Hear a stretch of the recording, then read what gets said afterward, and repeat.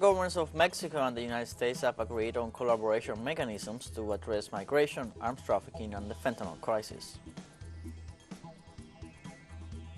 Argentine President Alberto Fernandez reached an agreement with the government of Brazil for the financing of Phase 2 of the Néstor Kirchner gas pipeline.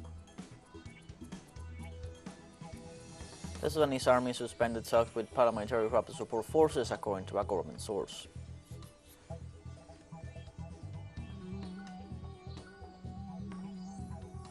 Hello, welcome to From the South. I'm Luis Alberto Matos from the teleSUR studios in Havana, Cuba. We begin with the news. The governments of Mexico and the United States have agreed on collaboration mechanisms to address migration, arms trafficking, and the fentanyl crisis. Mexican President Andrés Manuel López Obrador held a meeting on Tuesday with U.S. Presidential Advisor on Homeland Security, Elizabeth Sherwood. At the meeting held at the National Palace, the President and Sherwood discussed the measures implemented in the U.S. to control arms sales and the migration issue, pointing out that there are 1 million people in regulated labor mobility. By the end of the meeting, Mexican Foreign Minister Marcelo Ebrard said regarding the trafficking of fentanyl that both governments have stepped up cooperation to determine the flows and identify those responsible. The Special Prosecutor's Office Against Impunity of the Guatemalan Public Ministry on Wednesday requested 40 years in prison for the president and founder of the newspaper El Periódico, José Rubén Zamora, in a controversial money laundering trial. Prosecutor Cynthia Monterroso asked for 20 years in prison for Zamora to money laundering, another 8 years for blackmail, and 12 for influence trafficking.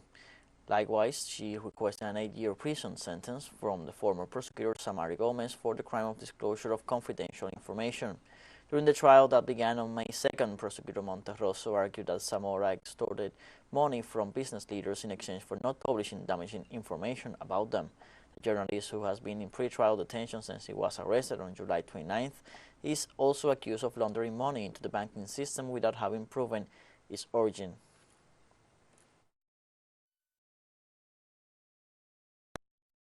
What I was laughing about is that I'm 66 years old. I've never been to a hearing before. This would be my first sentence. In Colombia, Parliament began debating Tuesday the labor reform put forward by President Gustavo Petro. Session was adjourned for this Wednesday morning because of lack of quorum. The proposed reform changes in daily working hours, like having daytime workday beginning at 6 a.m. until 7 p.m. and a nighttime workday starting at 7 p.m. until 6 a.m. the following day. Among the major changes are the severance payments for dismissals without just cause in open-ended contracts, especially when there is an unjustified dismissal, and the worker's seniority will be taken into account when paying the severance payment. The law also proposes a gradual increase in payments for holidays or non-working days. Argentine President Alberto Fernandez on Tuesday reached an agreement with the government of Brazil for the financing of Phase 2 of the Néstor Kirchner gas pipeline. During the agreement signed in the framework of the Summit of Presidents of South America, Brazilian President Luis Inácio da Silva assured that there is financing by the National Bank of Economic and Social Development for the construction of Phase 2 of the gas pipeline that will reach the Brazilian south. On the other hand, Fernandez emphasized that the work will allow Argentina to achieve energy self-sufficiency and export gas from Vaca Muerta to Brazil. He also pointed out that both countries are moving towards energy integration. So far in 2023, Argentina has imported almost $200 million of electricity from Brazil. Of this total, 65% is from hydroelectric sources. On Tuesday, leaders of 12 South American countries meeting in Brasilia, capital of Brazil, agreed on a common agenda to be developed in the coming month and signed a series of agreements. The details in the following report by Andre Vieira and Sebastian Soto. Brasilia became the capital of South America on May 30th. It goes down in history as the day of the resumption of the regional dialogue. One by one, the presidents arrived at the Itamarati Palace, headquarters of Brazilian diplomacy, for the meeting convened by Lula da Silva. The global outlook is critical. Latin America undoubtedly has to play a united role, an unified voice.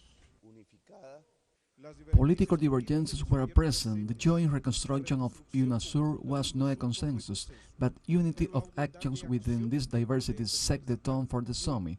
Of the 12 South American countries, only Peru, which is experiencing a political crisis, was not represented by its president. I think we have to stop this trend of creating organizations. Let's go to actions. We find ourselves at a crucial moment in history, where the context of world politics in the last 2 years has demanded a profound reflection on the role of cooperation, integration, and multilateralism in our efforts to build a more just, democratic, and equitable world. The last time that South American leaders met was in 2014 during the UNASUR summit in Ecuador. Almost 10 years later, a historical record through handshakes, they announced to the world that our North is the South. We are going to enter a new stage in the integration and union of South America without leaving behind or disdating the experience we have gained in the last 15 years of progress and dialogue in South America, but rather taking up again an impulse for the union and the integration of South America in diversity. 9 points emerged from the summit in the Brazilia's consensus document. They reaffirmed that South America is a region of peace and cooperation, that the world faces multiple challenges and that regional unity is important to overcome them. They also created a contact group led by the foreign ministers to evaluate the experiences of South American integration and propose ways to achieve unity. They also agreed to increase the flow of trade between these nations, which was responsible for 124 billion in business in 2011. Other issues such as the protection of the Amazon and the creation of a common currency for southern countries were presented by Lula in a statement to the press after the meeting. If we have our currency together with other countries to discuss our commercial relationships, it is a good thing. It won't be bad for the United States because they will continue with the dollar, but it will be good for us because we will have a mint to produce another currency and we won't be held hostage to a currency that only the United States can produce. A new summit of the presidents will be convened to evaluate the progress of South American cooperation and to define the next steps for regional articulation. André Vieira e Sebastião Soto, teleSUR, Brasil.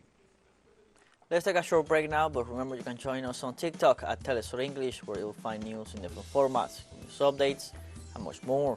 Other stories coming up. Stay with us.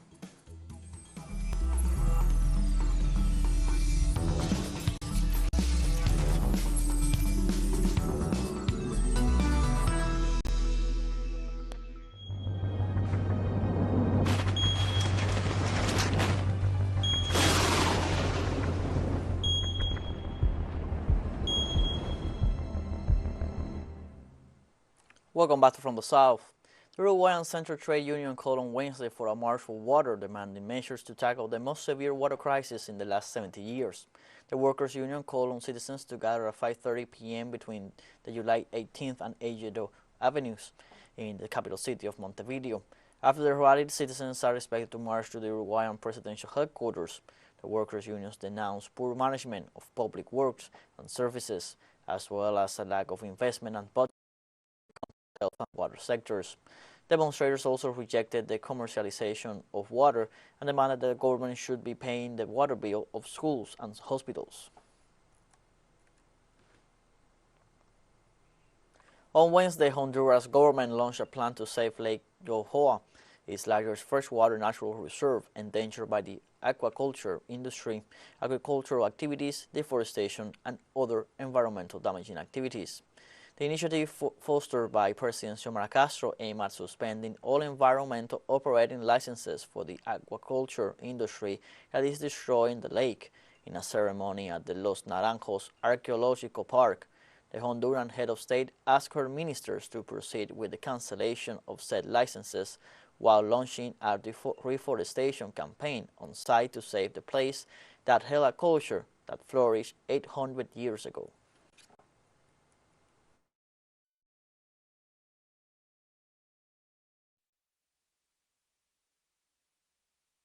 The Honduran people, through me, order the suspension of the environmental operating licenses of large-scale aquaculture industry that is destroying our lake Yohoa.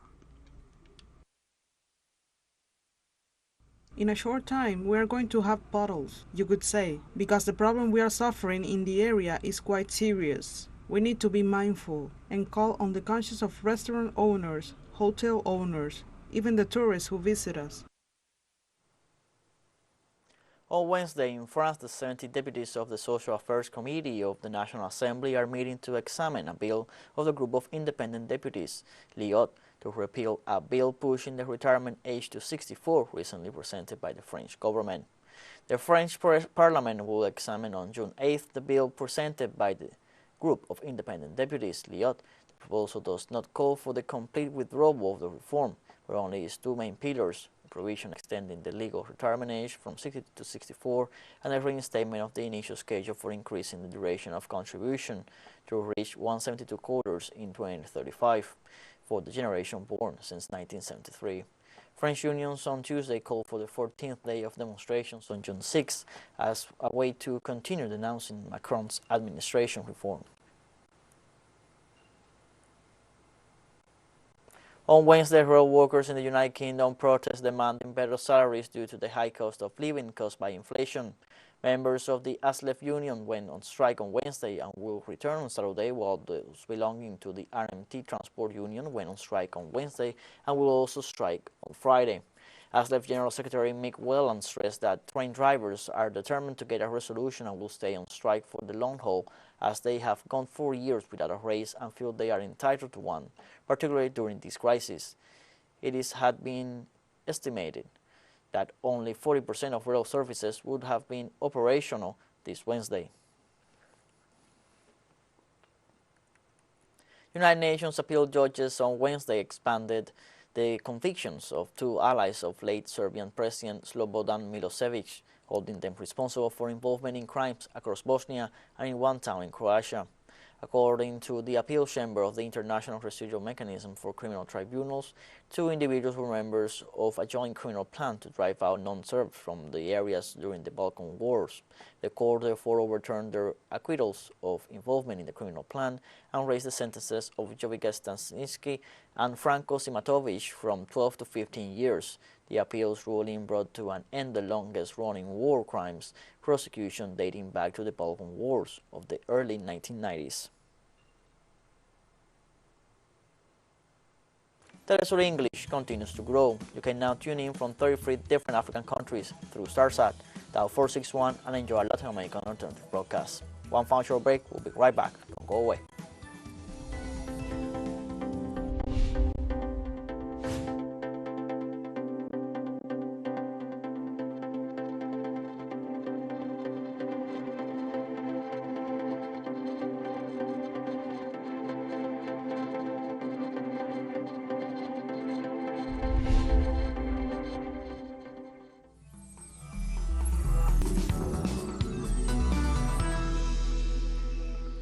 Welcome back from the South.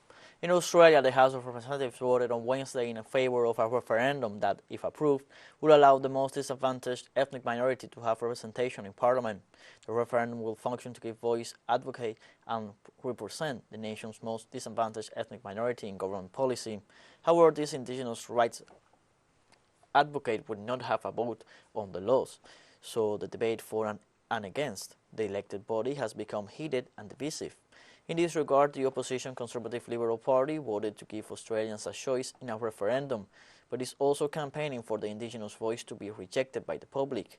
The Senate will vote on the bill in June, as the draft needs majority support to ensure that Australia's first referendum since 1999 will be held between October and December this year. A Pakistani court on Wednesday extended bail to former Prime Minister Imran Khan in 7 separate cases for another 10 days.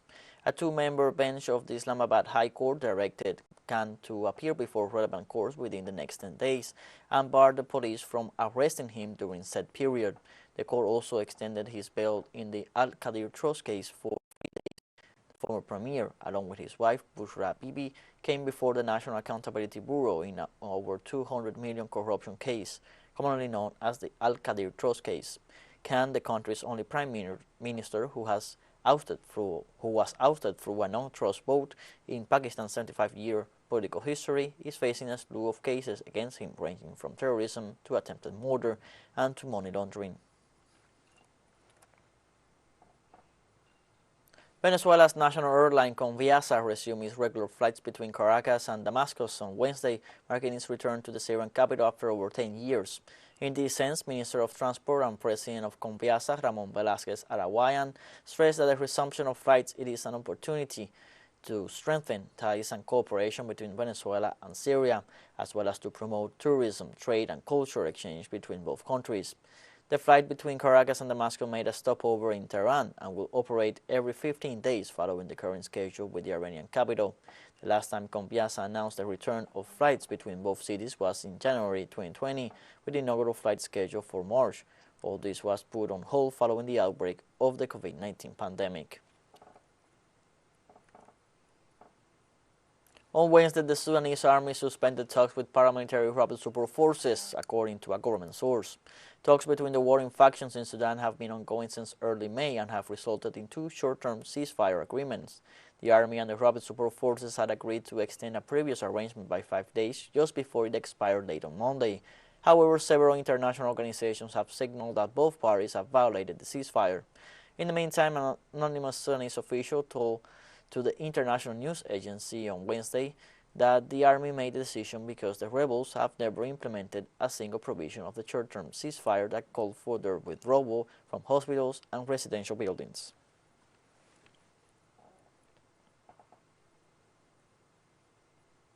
In Sudan, the public health sector has collapsed as a result of the fighting that began on April 15th between the army and the paramilitary rapid support forces. According to the Sudanese Health Union, more than 70% of the country's hospitals have shut down because they are located too close to the areas of fighting between rivaling parties. The Hisa hospital is one of the few that is already operating at full capacity to meet the daily needs of the growing number of patients arriving from Khartoum and other areas amidst the destruction in the capital. The escalating violence in the country has left hundreds of people dead and more than 1.3 million displaced. We are facing great pressure in the wake of the fighting in Khartoum. We are doing our best to meet the needs of patients, but we are short on medicine supplies, emergency equipment, especially oxygen, catheters and nutrients, and also on doctors. China donated school supplies and some daily necessities to orphans in Somalia on Wednesday to mark the upcoming International Children's Day.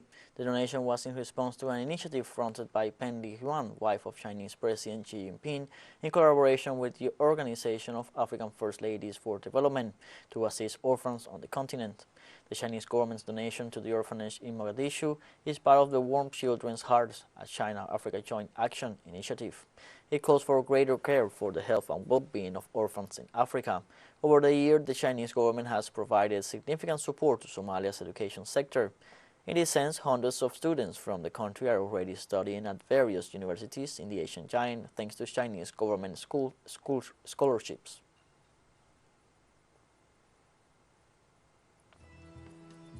We have come to the end of this news brief. Remember, you can find these and many other stories on our website at telesurenglish.net. You can also join us on social media: Facebook, Twitter, Instagram, Telegram, and TikTok.